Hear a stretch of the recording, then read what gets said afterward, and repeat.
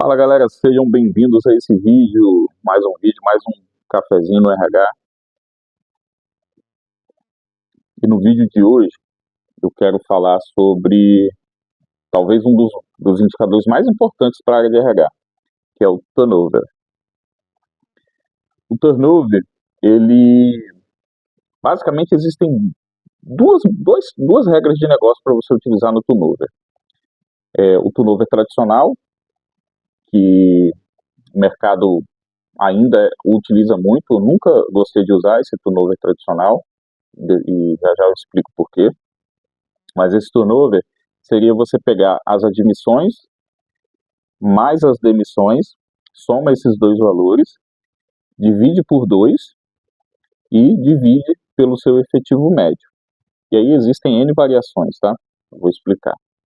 Esse seria o turnover tradicional. Qual que é o turnover que eu sempre usei, que eu sempre gostei de usar? E por que eu uso ele? É o turnover direto, que seria o quê? Número de demissões versus o seu efetivo médio. E por que para mim isso faz mais sentido? Porque, pelo menos na minha vivência no RH, o que eu estou interessado em analisar é o meu poder de retenção. O quanto a minha organização, o quanto a minha empresa tem sido eficaz em reter talentos. Então, se eu estou admitindo alguém para substituir outra pessoa, não faz sentido. Por isso que, para mim, esse cálculo do turnover convencional nunca fez muito sentido. Isso serviria, por exemplo, para eu crescer, para eu analisar crescimento do efetivo, ou então o fluxo de pessoas na organização, seria inclusive talvez para avaliar a eficácia talvez de treinamento, de retenção de informação, de construção de ativo intelectual, coisas assim talvez fizesse sentido. Agora, para analisar a retenção de talentos, sempre fez mais sentido calcular o turnover direto. E sempre usei eles nos meus projetos, desde a época que eu usava Excel. Todos os projetos de People Analytics eu sempre uso turnover direto, a não ser quando a empresa, na hora que vai implantar, ela me diga que quer usar o turnover tradicional, tá? E para empresas, por exemplo, que têm fornecimento de mão de obra, que são prestadores de serviço, o turnover convencional não faz sentido nenhum, porque eu tenho lá um contrato, sei lá, de 10 pedreiros. Eu não posso passar de 10 pedreiros, então as admissões não vão fazer sentido nenhum para mim. Eu tenho que manter os 10 pedreiros.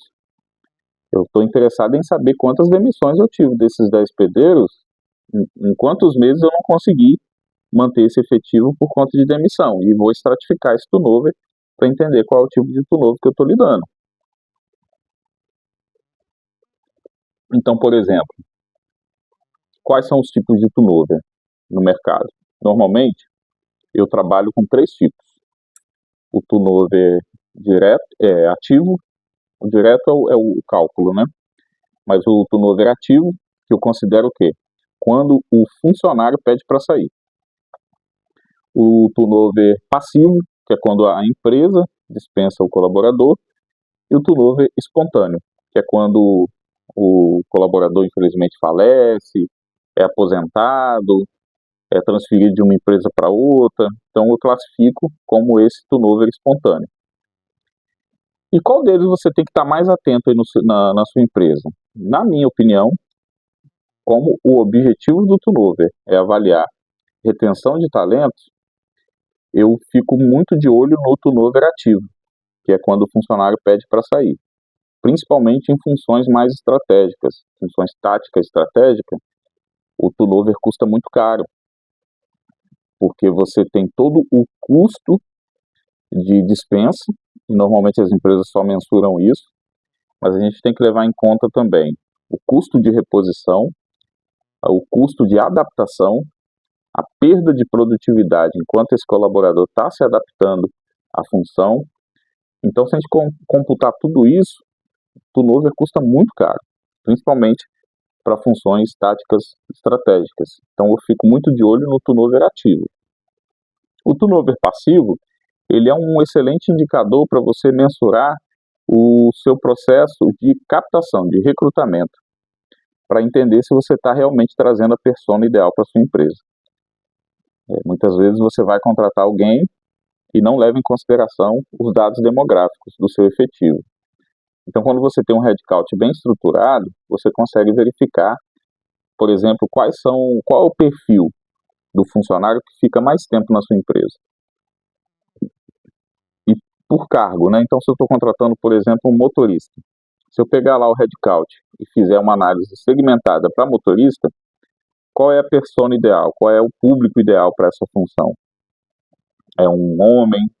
É solteiro? É casado? Com filhos? Sem filhos? Faixa etária de 20 a 30, de 30 a 35, 35 a 40. Quando você identificar essa persona, você vai alimentar o seu processo de recrutamento e seleção para fazer uma segmentação realmente nichada, realmente específica para esse grupo. Porque aí entra até a análise prescritiva, porque de acordo com a sua demografia do headcount, quando você contrata esse perfil para essa função, a tendência é que ele fique de 3 a 5 anos na empresa, por exemplo, né? Então, olha, perceba como a análise de dados ela traz poderes para o profissional de RH muito mais substanciais, muito mais práticos e de muito mais resultado do que a maioria dos cursos que a gente vê no mercado que focam em processo, não em resultado. Vou dar um exemplo. Teve uma época que era moda fazer curso de grafologia para ver a letra do funcionário. Você vai contratar o funcionário perfeito, é só pedir ele para escrever uma redação e ficar analisando a letra dele. Aí não levava em consideração se o cara pegou o ônibus errado, chegou atrasado para escrever a redação, se no dia anterior a sogra dele passou mal, ele teve que levar para o hospital de madrugada. Não levava nada disso em consideração. Simplesmente olhava lá os garranchos, falava que o cara era isso, que era aquilo, e às vezes cerceava o direito de um pai de família ter um emprego por conta da letra feia dele ou porque ele não trabalhou bem a letra. Então, assim, eu sempre foquei muito em resultados, em dados, em informações consistentes.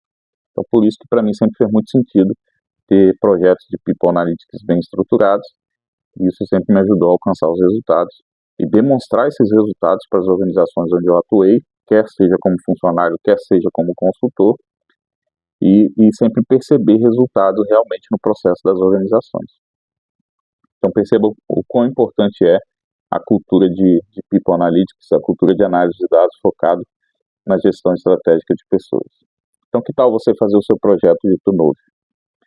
Aqui na descrição do vídeo eu vou deixar o link da trilha Essence. Essa trilha vai estar disponível durante o mês de janeiro lá na área de membros, gratuitamente.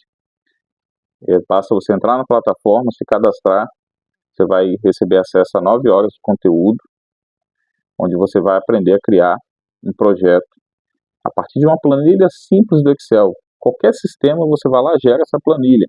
E ele é um indicador mensal, então você vai exportar isso uma vez por mês, você vai construir o projeto e depois exporta uma vez por mês, salva lá no diretório e automaticamente o projeto se atualiza.